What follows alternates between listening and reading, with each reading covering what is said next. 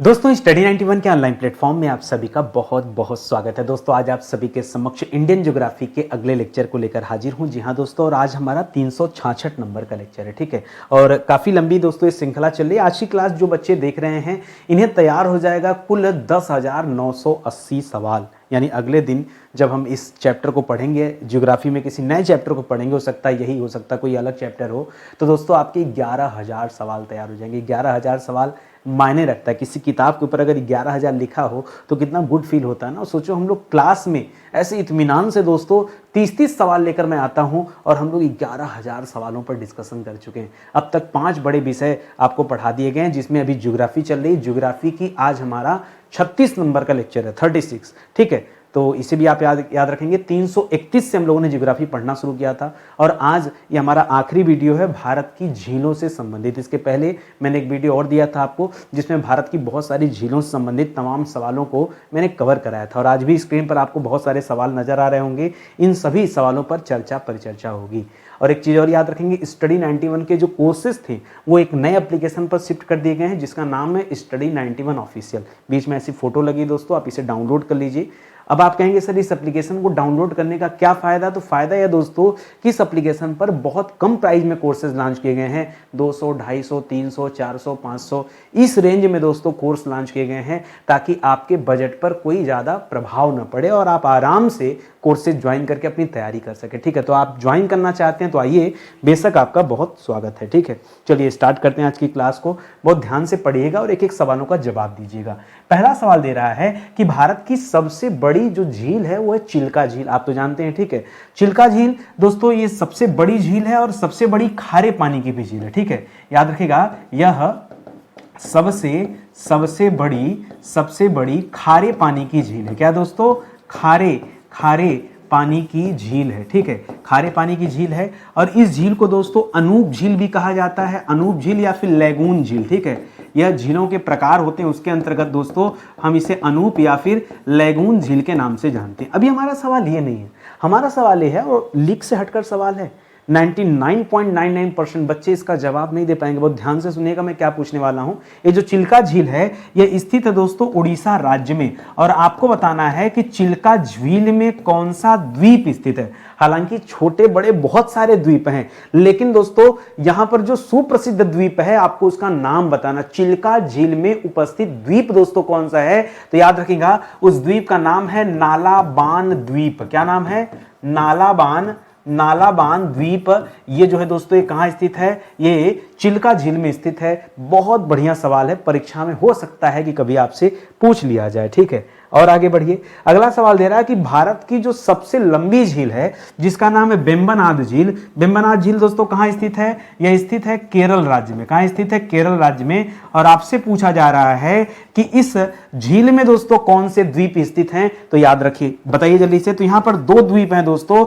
एक द्वीप के बारे में हम लोग कल भी पढ़े थे, क्या नाम था? वेलिंगटन। क्या नाम था? वेलिंगटन। और जो दूसरा द्वीप है वो है दोस्तों वल्लार पदम। कौन सा? वल्लार पदम। द के नीचे हलन नहीं रहेगा, म के नीचे रहेगा, वल्लार पदम, ठीक है। इसको आप याद रखेंगे। और इसी झील के पास में एक कुमारकोम नाम का पक्षी अभयारण्य भी स्थित है। क्या स्थित है दोस्तों? तो कभी भी पूछ सकता है आपसे परीक्षा में, ठीक है।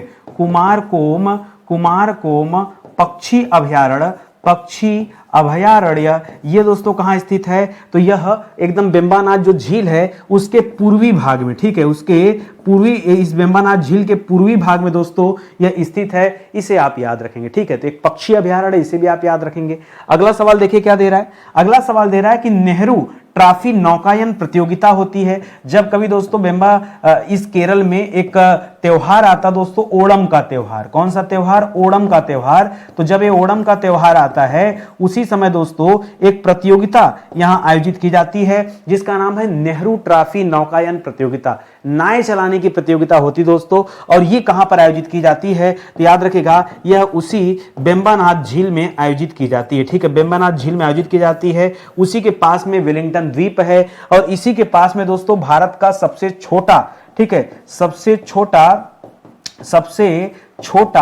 छोटा NH यानी राष्ट्रीय राजमार्ग जो है उसका नाम है NH47A।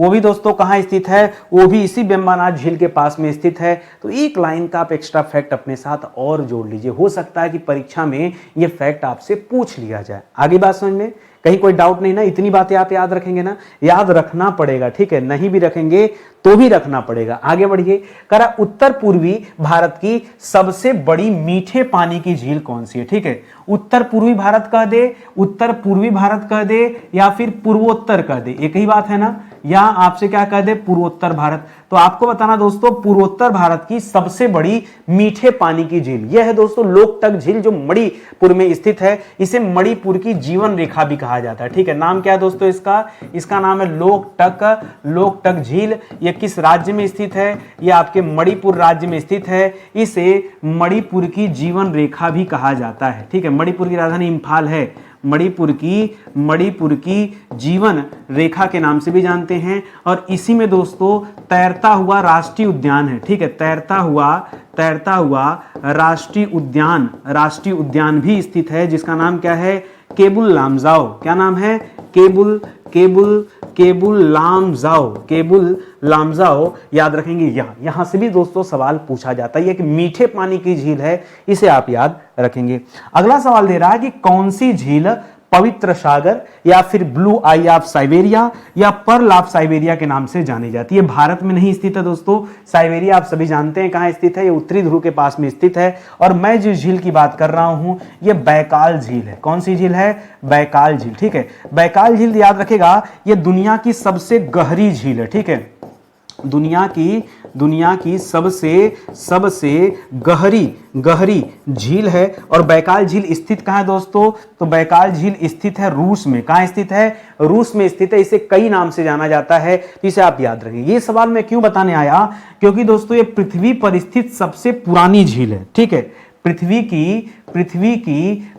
की सबसे पुरानी झील है, सबसे पुरानी झील, ठीक है, सबसे पुरानी झील कहा जाता है दोस्तों। इस झील का निर्माण करीब 20 से 25 मिलियन वर्ष पूर्व हुआ था। कब हुआ था दोस्तों, 20 से 25 मिलियन वर्ष पूर्व दोस्तों इसका निर्माण हुआ है। अब आप समझ जाओ कि बैकाल झील कितनी पुरानी होगी, ठीक है, रूस में स्थित है, इसे आप याद रखेंगे। दुनिया की सबसे पुरानी झीलों में से एक है, या पुरानी झील आप यही कर लीजिए, ठीक है। अच्छा, एक सवाल दे रहा दोस्तों, क्षारीय झील किसे कहते हैं, ठीक है, अम्लीय और क्षारीय, ये दो चीज तो पढ़ते होंगे, ठीक है। तो कह रहा है क्षारीय झील किसे कहते हैं, जिस झील के जल में क्या हो जाए, क्षारीय मात्रा अधिक हो जाए, उसे कहते हैं। लेकिन ऐसे में काम नहीं चलेगा, ठीक है, कैसे बताएंगे, ठीक है। वो जो क्षारीय मात्रा आप बात कर रहे हैं, क्षारीय जिस जल आप कह रहे हैं कि जल क्या हो जाए दोस्तों, क्षारीय हो जाए, ठीक है। तो ये पता कैसे चलेगा, तो ये दो तरीके से दोस्तों पता चलता है। इसके लिए आप दो बातें आप याद रखेंगे। उस जल में किसकी अधिकता हो जाती है, तो उस जल में सोडियम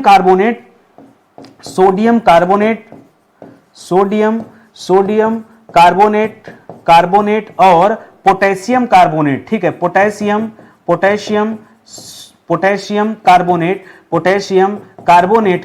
कार्बोनेट की जब दोस्तों अधिकता अगर किसी जल में देखी जाए तो समझिए वो जल कैसा हो जाएगा, वह जल क्षारीय हो जाता है। तो ऐसी बहुत सारी झीलें हैं जिनका पानी कैसा है, क्षारीय है, तो इसे आप याद रखिएगा।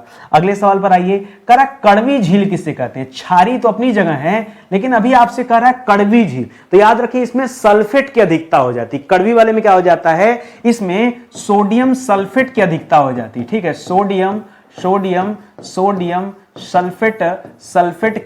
सल्फेट की अधिकता जब किसी जल में हो जाती है।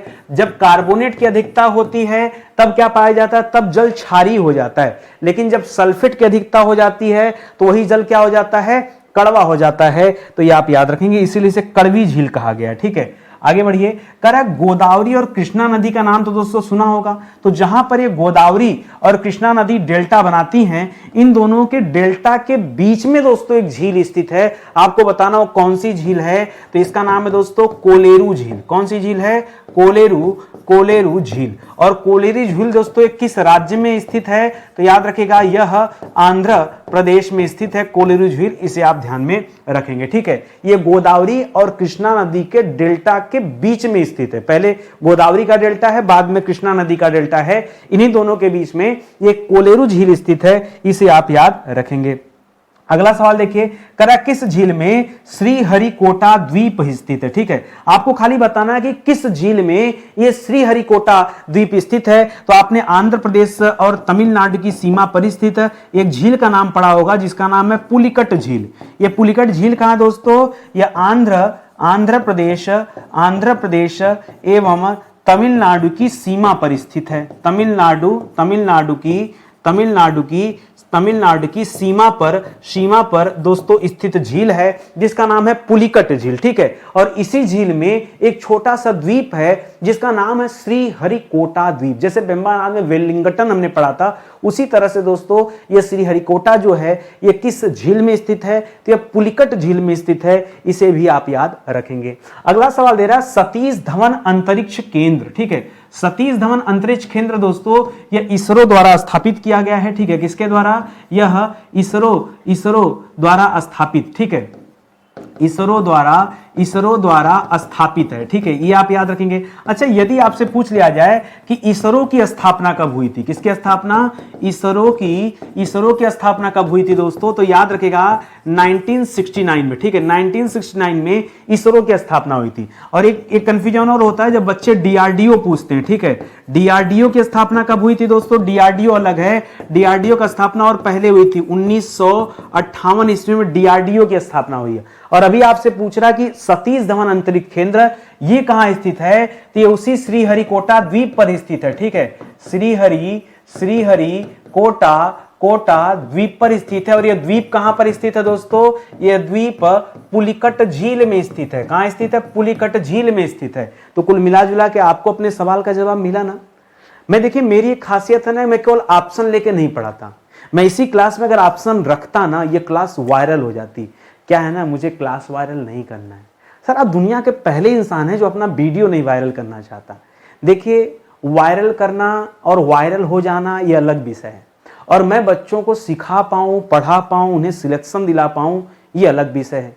जब बच्चे पढ़ेंगे, लिखेंगे, सिलेक्ट होंगे तो उससे उनका फ्यूचर बनेगा। हमारा तो बन गया है ना। हमारी क्लास वायरल हो चाहे ना वायरल हो, ठीक है, हम ऑलरेडी अपने जगह सुकून में हैं, एकदम खुश हैं, कोई दिक्कत नहीं। लेकिन आपका बनना जरूरी है। मैं यहां अगर ऑप्शन दे देता, आप नकल मार के अपने मन को तसल्ली दे देते कि हमको तो आता है, और जब ऑप्शन नहीं होता है तो आप अपने मन को तसल्ली दे नहीं पाते। ठीक है, और इसलिए कभी कभी बुरा भी लगता है कि यार नितिन सर जो सवाल दे रहे हैं तो उत्तर ही नहीं आ रहा, छोड़ इनकी क्लास ही नहीं देखेंगे। मत देखिए, नुकसान आपका है, बता रहा हूं। ठीक है, क्लास न देखने से मेरा कोई नुकसान नहीं, नुकसान सिर्फ आपका है। ये क्लास देखेंगे तभी आप अपने आप को जान पाएंगे, अन्यथा आप अपने आप को नहीं समझ पाएंगे कि हमने कितना पढ़ा, कितना सीखा, क्या हमें आता है, क्या नहीं आता है, कुछ भी आप जानकारी नहीं रख पाएंगे अपने बारे में। आइए अगले सवाल पर चलते हैं। अगला सवाल दे रहा है कि केरल की लैगून झीलों को स्थानीय भाषा में क्या कहा जाता है। ठीक है, तो इसे स्थानीय भाषा में दोस्तों कयाल कहा जाता है। क्या कहा जाता है? स्थानीय भाषा में जो लैगून झील होते हैं इसे क्या कहते हैं? इसे कयाल के नाम से बुलाते हैं। ठीक है, ये आप याद रखेंगे। लैगून मैंने बताया ना, लैगून का मतलब एक लाइन याद रखिए, जो समुद्र से कनेक्ट है। ठीक है, लैगून का मतलब क्या दोस्तों? समुद्र से जुड़ा हुआ। ठीक है, समुद्र किसी न किसी माध्यम से क्या है? समुद्र से जुड़ा हुआ हो, वही क्या है दोस्तों? वही लैगून झील है। वही क्या है? लैगून झील है। बस इतना सा आप याद रखिए। अब चाहे जैसे जुड़ गया हो, खाड़ी फाड़ी जैसे भी बन के जुड़ जाए, अगर जुड़ गया तो बात अलग हो जाएगी। ठीक है, आगे बढ़िए। करा कौन सी नदी बेरीनाग झील से, बेरीनाग नहीं होता दोस्तों, बेरीनाग होता है। क्या होता है? बेरी नाग होता है, नाग। ठीक है, कौन सी झील बेरीनाग से निकलकर श्रीनगर में वूलर झील से होकर दोस्तों प्रवाहित होती है? ये किस नदी की हम बात कर रहे हैं दोस्तों? तो निकलती है बेरीनाग से और जाती है वूलर झील से होते हुए दोस्तों ये बहती है नदी।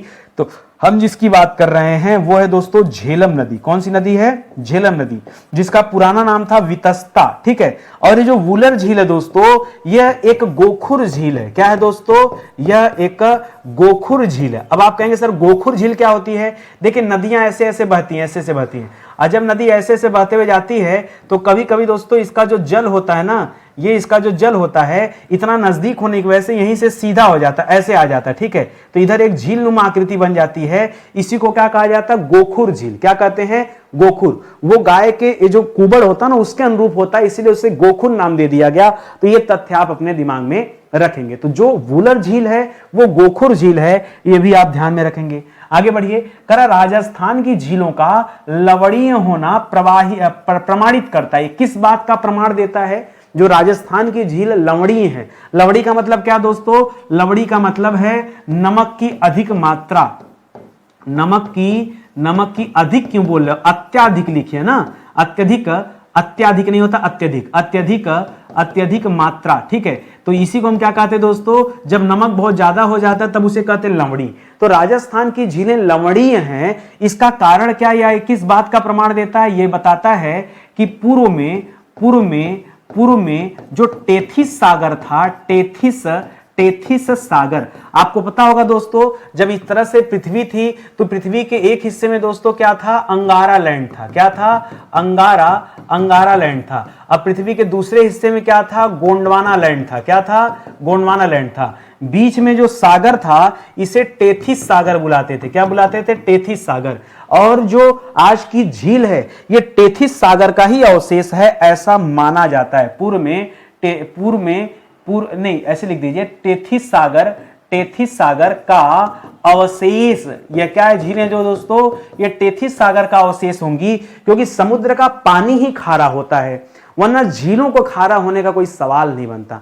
हाँ, लैगून झीलें खारा हो सकती, क्यों, वो समुद्र से जुड़ी हैं, लेकिन बाकी की झीलें जो समुद्र से नहीं जुड़ी हैं, ठीक है, जो अंतःस्थलीय झीलें हैं, यानी पृथ्वी के किसी अन्य भागों में पाई जाने वाली झीलें, ऐसी जगह जहां पर समुद्र से कोई कनेक्शन नहीं है, फिर वो झीलें कैसे खारा हो गई, समुद्र का पानी वहां कैसे आ गया, इसका मतलब वो किसी न किसी समुद्र का अवशेष रहा होगा, ऐसा माना जाता है। ठीक है, ये आप याद रखिए। अगले सवाल पर आइए, करा राजस्थान में मीठे पानी की सबसे बड़ी कृत्रिम झील कौन सी है। हम राजस्थान का नाम लेते हैं ना तो हमारे दिमाग में बात आ जाती है कि राजस्थान में जितनी भी झीलें हैं वो लमड़ी झीलें, जबकि ऐसा नहीं है। राजस्थान में मीठे पानी की भी झील है। अब मीठे पानी की झील जाहिर सी बात है बनाई गई होगी, उनका निर्माण किया गया होगा। तो ये झील मैं जिसकी बात कर रहा हूं इसका नाम है जयसमंद झील। ये आपके उदयपुर में स्थित है। उदयपुर का नाम सुना है ना, तो मीठे पानी की सबसे बड़ी कृत्रिम झील है दोस्तों, नाम है क्या, जयसमंद झील। ठीक है, जयसमंद झील। और जयसमंद झील कभी कभी परीक्षा में लोकेशन भी आपसे पूछ देता, उदयपुर। उदयपुर को दोस्तों भारत में झीलों का शहर कहा जाता है। क्या कहा जाता है, झीलों का शहर। झीलों का शहर कौन सा दोस्तों, तो उदयपुर को झीलों का शहर कहा जाता है। अच्छा, झीलों का देश किसे कहा जाता है, झीलों का देश। ठीक है, झीलों का देश, तो झीलों का देश कहा जाता है फिनलैंड को। किसे कहते हैं, फिनलैंड को। ठीक है, फिनलैंड राजधानी हेलसिंकी, वहां पर दोस्तों कई हजार झील हैं, इस वजह से दोस्तों झीलों का देश कहा जाता है। ठीक है, और ये झीलों का शहर है, इसे आप याद रखेंगे। इसका निर्माण कराया था मेवाड़ के राजा जयसिंह ने। ठीक है, ये लिख दूं, मेवाड़ के राजा जयसिंह द्वारा निर्मित। इसी वजह से दोस्तों इसका नाम क्या है, जयसमंद है। ठीक है, जयसमंद का निर्माण जयसिंह ने करवाया, इसीलिए तो उसे जयसमंद नाम दिया गया। ठीक है, ये आप याद रखेंगे, उदयपुर में स्थित झील है, याद रखेंगे। अगला है दोस्तों बारापानी झील। ठीक है, बारापानी झील ये दोस्तों किस जगह पे स्थित है। बारापानी जैसे लगता है गिनती का 11, 12, 13, 14 की बात कर रहा है। ठीक है, कोई बात नहीं, बारापानी जो झील है ये आपके मेघालय राज्य में स्थित है। इसे उमियम झील के नाम से भी जानते हैं। क्या कहते हैं, इसका एक और नाम क्या है दोस्तों, उमियम झील है। तो कभी कभी बारापानी दे देता है, कभी कभी उमियम दे देता है, तो परेशान ना होएगा, सीधे सीधे आप अपना जवाब दे दीजिएगा। ठीक है, आगे बढ़िए, ध्यान दीजिएगा। बहुत सारे बच्चे नहीं जानते कि क्लास के बारे में मैं बताना चाहूंगा दोस्तों। ये जो क्लास है पूरी तरह से निःशुल्क है और सुबह के 9 बजे दोस्तों चलती है। अलग बात है आपके पास समय हो ना हो, लेकिन जब आपके पास समय हो आप इस क्लास को जरूर देखिए। देखिए, इस क्लास को देखने से बहुत फायदा मिलेगा, आपके तैयारी में बहुत ज्यादा इंप्रूवमेंट आएगा। हाँ, आपका एक अंदर से सवाल है जो अंतर्मन से निकल रहा है कि सर किस क्लास के लिए है, तो दोस्तों यह आपके लिए बेसिक क्लास है, कम से कम मतलब बेसिक जरूरतें जो हैं किसी भी विषय की वो ये है दोस्तों, कम से कम इतनी बातें आपको पता होनी चाहिए। भारत का कोई भी एग्जाम देने जा रहे हो ना, तो इन सब्जेक्ट में जो जो मैंने सवाल पढ़ाए वो सीधे सीधे सवाल आप पढ़ लो, ठीक है। और एक दो सवाल नहीं दोस्तों, अब तो पूरे 11,000 सवाल दोस्तों हो गए हैं, ठीक है। तो आप आ जाइए दोस्तों और अपनी तैयारी आरंभ कीजिए। 11,000 सवाल और 370 से अधिक लेक्चर दोस्तों यहां पर आपको मिल जाएगा। अब तक 5 बड़े विषय आपको पढ़ा दिए गए, एंशिएंट, मिडावल, मॉडर्न, पॉलिटी और ज्योग्राफी। अभी दोस्तों एक मॉडर्न हिस्ट्री का हमने फाउंडेशन बैच लॉन्च किया है, मॉडर्न हिस्ट्री का, ठीक है। अगर आपने एक बार भी ये बैच पढ़ लिया ना, सच बताऊं तो हमारा असल भारत क्या था वो आप जानते ही नहीं। जो किताबों में भारत लिखा है ना वो भारत नहीं था। जो चीजें आप यहां पढ़ लेंगे ना, विश्वास दिलाता हूं किसी भी किताब में, भारत की कोई भी किताब उठा लीजिए आप नहीं पाएंगे। आपने कहा सर आपको वेद व्यास जी ने सुनाया था क्या कि आपको कहीं से ज्ञान मिला, आपने वो इतिहास की किताब लिखा? नहीं, ऐसी बात नहीं है। मैंने कहा किसी एक किताब में आपको नहीं मिलेगा। मैंने 10-20 किताबों को पढ़ा, उनके मैटर को संकलित किया और वो प्रेजेंट कर रहा हूं, क्योंकि वो चीजें आज तक किसी किताबों में नहीं दी गई हैं, ठीक है। तो आप आइए पढ़िए, बहुत कुछ यहाँ खास मिलेगा और बहुत कम प्राइस में दोस्तों ये बैच लॉन्च किया गया, ठीक है। कुछ दिन पहले तक ये बैच 2,000 रुपए का था और अभी दोस्तों ये बैच जो आपको दिया जा रहा है मात्र 699 में दिया जा रहा है। अब इससे ज्यादा आपको क्या चाहिए, ठीक है। 699 में आप बैच ज्वाइन कर सकते हैं और कंप्लीट स्टडी कराई गई है, अच्छे अच्छे एग्जाम इसमें कवर हो जाएंगे, ठीक है। तो आइए आगे बढ़ते हैं। बाकी जो बच्चा हिंदी की क्लास देखना चाहे, हिंदी की क्लास, तो हिंदी की हमारी टाइमिंग एकदम फिक्स है दोस्तों। हिंदी की क्लास प्रतिदिन रात को 8 बजे दी जाती है, ठीक है। तो आप इस टाइम इंतजार किया करिए और आके जुड़ जाया कीजिए, ठीक है। चलिए आगे बढ़ते हैं अगले सवाल पर। अगला सवाल दे रहा दोस्तों कि रूपकुंड झील ये किस राज्य में स्थित है? तो रूपकुंड जो झील है दोस्तों यह उत्तराखंड में स्थित झील है, ठीक है। यह उत्तराखंड में स्थित झील है और रूपकुंड दोस्तों यह एक रहस्यमयी झील है। क्या है दोस्तों? यह एक रहस्यमयी झील है। अब आपके मन में सवाल आएगा सर किस तरह का रहस्य यहां पर है? तो यहां पर दोस्तों बहुत सारे नर कंकाल पाए गए हैं। क्या है दोस्तों? यहां पर बहुत सारे नर कंकाल जो है मिले हैं, इस वजह से दोस्तों इसको रहस्यमयी झील कहा जाता है। कहा जाता है यहीं से स्वर्ग का रास्ता है और उसी को खोजने के लिए लोग जाते थे, लेकिन इस झील में दोस्तों ज्यादातर जो है उनके जो है अस्थि पंजर ही देखने को मिले हैं, ठीक है। तो इस वजह से दोस्तों इसका नाम आप विशेष रूप से याद रखेंगे। आगे दोस्तों ओशमृत सागर, ठीक है। ये तो रहस्य में अलग है, लेकिन यहां दोस्तों एक शब्द लिखा है मृत, ठीक है। तो मृत से घबराइएगा मत, नहीं, ये ओशमृत सागर है, ठीक है। और आपको बताना है कि ओशमृत सागर जो है ये किस राज्य में स्थित है, सिर्फ आप राज्य का नाम बता दीजिए। तो ये है दोस्तों हैदराबाद में स्थित है, हैदराबाद में स्थित, ठीक है।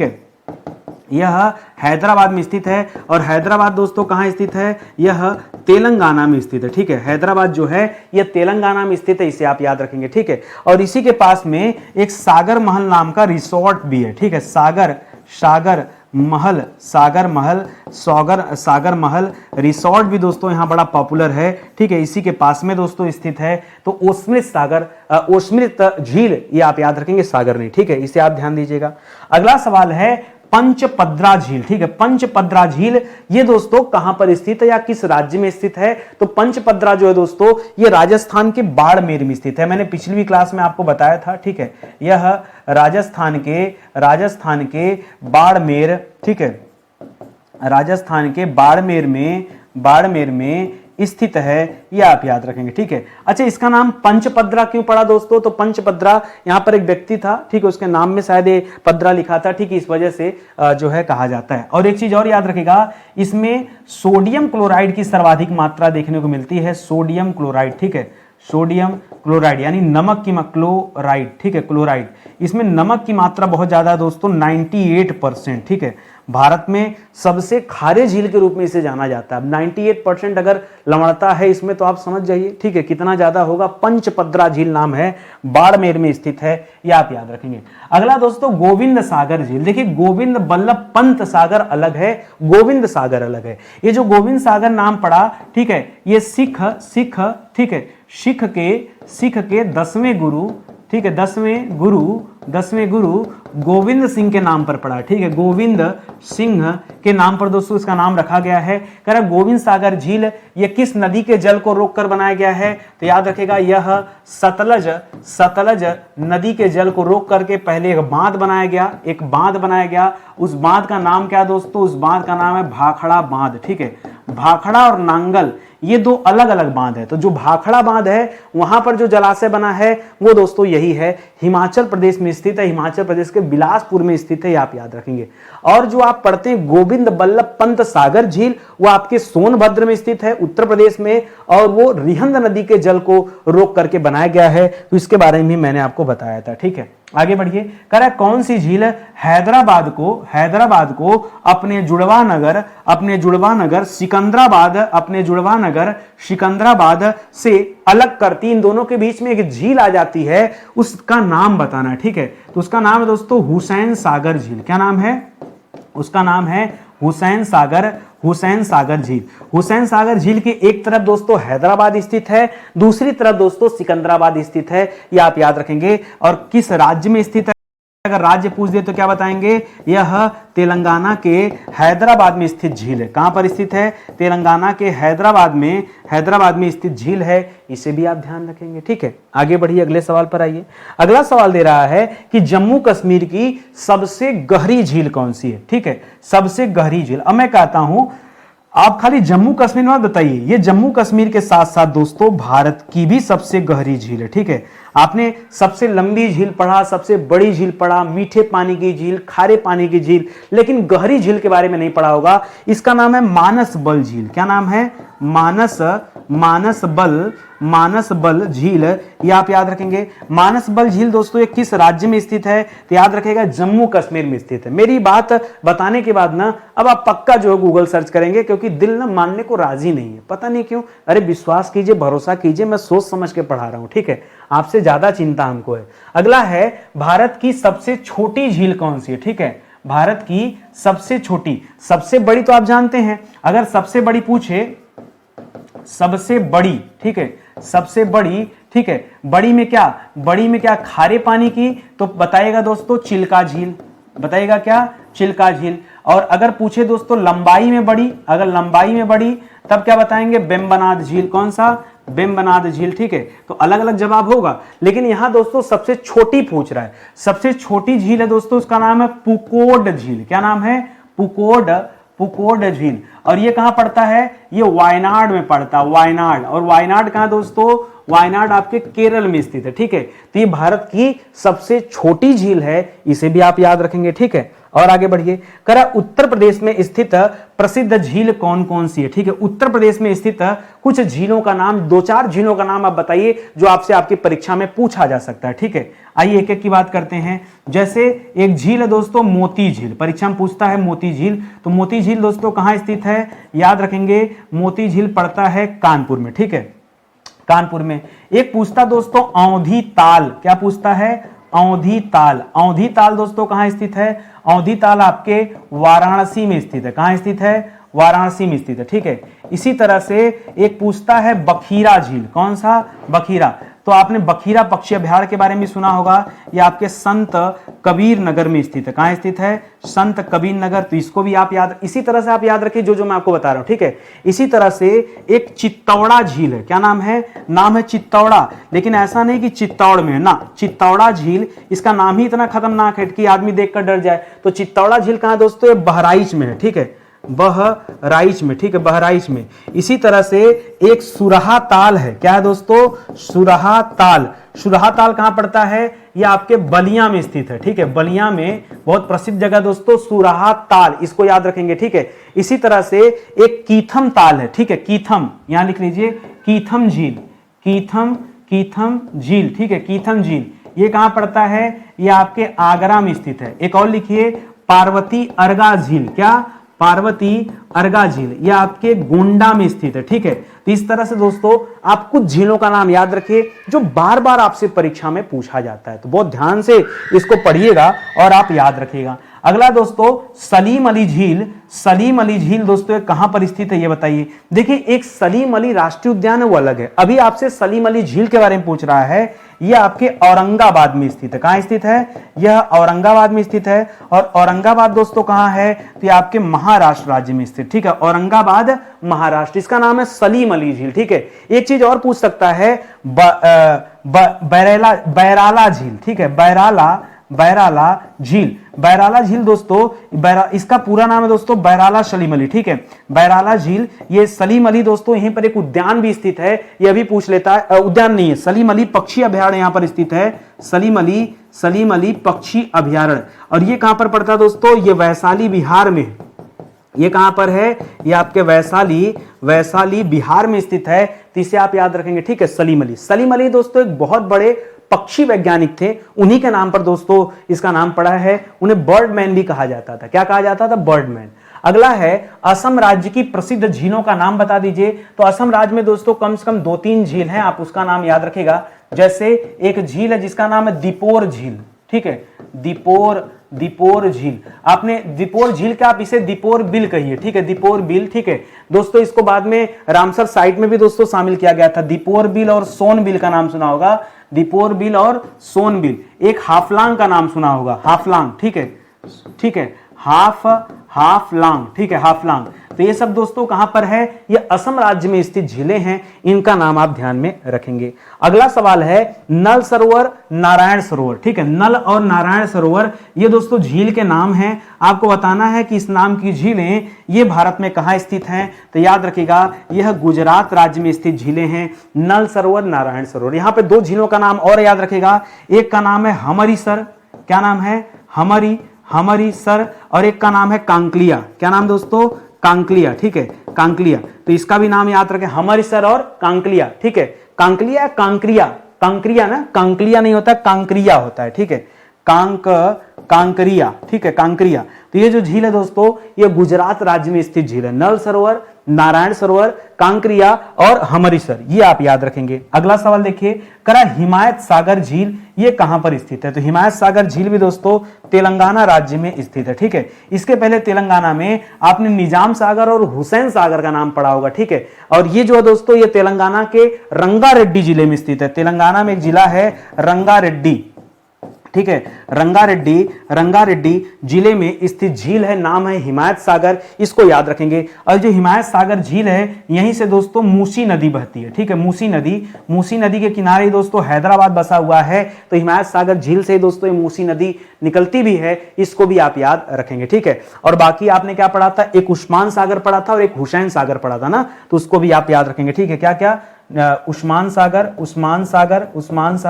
और हुसैन सागर, ठीक है, हुसैन सागर, ठीक है, उस्मान सागर और हुसैन सागर, आप इसे भी आप ध्यान में रखेंगे, ठीक है। निजाम नहीं, पहले इसको याद रखिएगा, ये इंपॉर्टेंट है। आगे है जम्मू कश्मीर में स्थित झीलें कौन सी है? वैसे जब जम्मू कश्मीर की बात आती है तो आप 2 झीलें तुरंत बताते हो। एक तो दोस्तों डल झील के बारे में आप बताते हो कि डल झील क्या पॉपुलर है ना, डल और वूलर, ठीक है, वूलर, ये 2 के बारे में बताते हैं, लेकिन इसके अलावा आप नहीं बताते। इसके अलावा दोस्तों आप याद रखिए, जैसे अनंतनाग झील या फिर नागिन झील, ठीक है, या फिर दोस्तों शेषनाग झील, ठीक है, ये जितने भी नाग लगे हैं, ठीक है, ये सब एक साथ करें, ठीक है। इसके पहले शुरुआत में हमने एक पढ़ा था बेरी नाग झील ना, बेरी नाग झील, ये जितने भी नाग आपको मिले ना, इनको आप कर लीजिए एक साथ, ठीक है। एक कौसर नाग कर लीजिए, ठीक है, कौसर नाग झील। तो ये जितने भी नाग है ना, ये जम्मू कश्मीर की स्थित झीलें, और जितने भी ताल हैं वो उत्तराखंड की झीलें हैं। अभी बताऊंगा आगे आपको, वो भी सुन लीजिएगा। अगला सवाल है सूरज ताल और चंद्र ताल, ठीक है, सूरज ताल, चंद्र ताल। एक देखिए सूरज कुंड झील है, ध्यान दीजिएगा, ये तो सूरज ताल दे रहा है, एक सूरज कुंड झील है, ये कहां पड़ता है दोस्तों? तो सूरज कुंड झील जो है ये आपके हरियाणा राज्य में, कहां पड़ता है? हरियाणा में। ये सूरज ताल है, और ये चंद्र, जब सूरज के नाम पे ताल है तो चंद्र के नाम पे भी ताल है। और ताल कहां पड़ता है दोस्तों? जितने भी ताल हैं, हमने बताया उत्तराखंड, लेकिन यहां पर थोड़ा सा सही कर लीजिएगा, ये हिमाचल वाला ताल है। अब जैसे अवधी ताल, वो तो उत्तर प्रदेश के बनारस में स्थित है, तो एकदम रट्टा मत मारिए, कुछ कुछ चीजें रटिए, मैंने बताऊंगा अभी आपको। तो पहले याद रखिए, ये सूरज ताल और चंद्र ताल ये कहां पर स्थित है? हिमाचल प्रदेश में स्थित है, याद रहेगा आपको, ठीक है। और यहीं पर 2 और आप याद रख लीजिएगा, एक भृगु ताल याद रखिएगा, एक भृगु ताल याद रखिएगा, और एक रेणुका ताल याद रखिएगा। भृगु ताल और रेणुका ताल, ठीक है, रेणुका ताल। तो यह भी दोस्तों कहां स्थित है, यह भी हिमाचल प्रदेश की झील है। कम से कम 4-6 तो आप याद रखिए ना हर स्टेट के, तब आपको समझ आएगा और लगेगा कि नहीं हमने कुछ पढ़ा ध्यान से। आगे दोस्तों भीमताल, आगे दोस्तों सात ताल, आगे दोस्तों देवताल, आगे दोस्तों खुरपा ताल, ठीक है। ये सारी झीलें कहां, अब आ गया उत्तराखंड की बारी, ठीक है, अब आ गया उत्तराखंड की बारी, ठीक है। ये उत्तराखंड की झीलें हैं और उत्तराखंड में जो यहां पे नहीं लिखा है, जैसे नैनीताल, जैसे नैनीताल, जैसे नैनीताल, जैसे नौकुचिया ताल, कौन सा, नौकुचिया, नौकुचिया ताल, ठीक है, नौकुचिया ताल, जैसे डोडा ताल, ठीक है, डोडो या डोडा ताल, ठीक है, डोडो ताल या डोडा ताल, ठीक है। तो ये सारी जो झीलें हैं इनका नाम भी आप याद रखें, ठीक है, तो इसको याद रखेगा। और एक जो फेमस है दोस्तों माल ताल और एक राकस ताल, ठीक है, राकस ताल, राकस ताल स्पेशली आप याद रखेंगे, यह भी परीक्षा में पूछा जाता है। एक राकस ताल है जहां से दोस्तों मानसरोवर के ठीक समानांतर पड़ता है, ठीक है, तो एक वो है कि इसको भी याद रखें, ठीक है। उत्तराखंड में स्थित झीलें हैं तो इनका नाम आप ध्यान में रखेंगे। आगे बढ़िए, समाप्त हो गया क्या 30 सवाल। कभी कभी क्लास इतना मजेदार होता है ना, सच बताएं तो समय का एकदम पता नहीं चलता। दोस्तों मैं आपको विश्वास दिलाना चाहता हूं, आप एक बार मेरे कहने से मॉडर्न हिस्ट्री का बैच ज्वाइन कीजिए, आपका पैसा नुकसान नहीं होगा, मैं भरोसा दिलाता हूं। अगर आपका दिल में नहीं जीत लिया तब बताइएगा। सिर्फ एक बैच मेरे कहने से आप ज्वाइन कीजिए, मॉडर्न हिस्ट्री का बैच। इस नए एप्लीकेशन पर आइए, स्टडी 91 ऑफिशियल, और यहां से आप तैयारी कीजिए। बाद में ना ये बाकी के बैच की डिमांड आप खुद से करेंगे, मुझे फिर दोबारा कहना नहीं पड़ेगा, ठीक है। क्योंकि जब कई बार लगता है ना कि सब कुछ यूट्यूब पे ही मिल जाएगा, संभव नहीं है। जिस दिन आपने बैच पढ़ा ना, आपको लगेगा संभव नहीं है कि हर बात YouTube पे की जाए, ठीक है। इतना विस्तार से, इतना डिटेल में मैं यहाँ कवर करा रहा हूँ। हाँ देखिए, पेशेंस हो आपके पास तभी आप अपने भारत को जानने आइए, ठीक है। और आपको लगे कि 10 घंटा 12 घंटा की क्लास में मैं क्लास खत्म कर दूंगा, ना, ऐसा नहीं हो पाएगा। बहुत विधिवत पढ़ा रहा हूँ। मैं कहता हूँ इतिहास पढ़ने जा रहे हो भाई, इतना बड़ा भारत का इतिहास रहा है, आप 10 घंटे में पढ़ लो तो बेइज्जती भाई, लानत है हमारे ऊपर भी, पढ़ाने के ऊपर, आपके पढ़ने पर भी लानत है। मैं कहूँगा विस्तार से पढ़िए, एक बार पढ़िए, दिल गदगद हो जाए, मन प्रसन्न हो जाए। ये इस तरह का बैच है, पढ़ के देखिए, मज़ा बहुत आएगा, ठीक है। चलिए आगे बढ़ते हैं। और एक चीज़ और याद रखिएगा, स्टडी 91 के प्लेटफॉर्म से बहुत सारे कोर्सेज स्टार्ट किए गए हैं, वो आप ज्वाइन कर सकते हैं। यहाँ ऑफिशियल वाले पे अब सारे कोर्सेज शिफ्ट हो गए हैं। बाकी आप इसका PDF चाहिए तो आप हमारे पुराने ऐप पे ही इसका PDF प्राप्त कर सकते हैं, ठीक है। अच्छा लगा हो और ये लग रहा हो कि नितिन सर मेहनत से पढ़ा रहे हैं, ईमानदारी से पढ़ा रहे हैं, क्वालिटी वाली चीज़ें दे रहे हैं, कोई हंसी मजाक नहीं करते क्लास में, टाइम पास नहीं करते, हमारा ध्यान रखते हैं, मतलब बच्चों का, ठीक है, तो आप लाइक कीजिए, कमेंट कीजिए, शेयर कीजिए। बाकी आपकी मर्जी है। तब तक के लिए बहुत बहुत धन्यवाद आप सभी का। जय हिंद, जय Bharat. Thank you so much.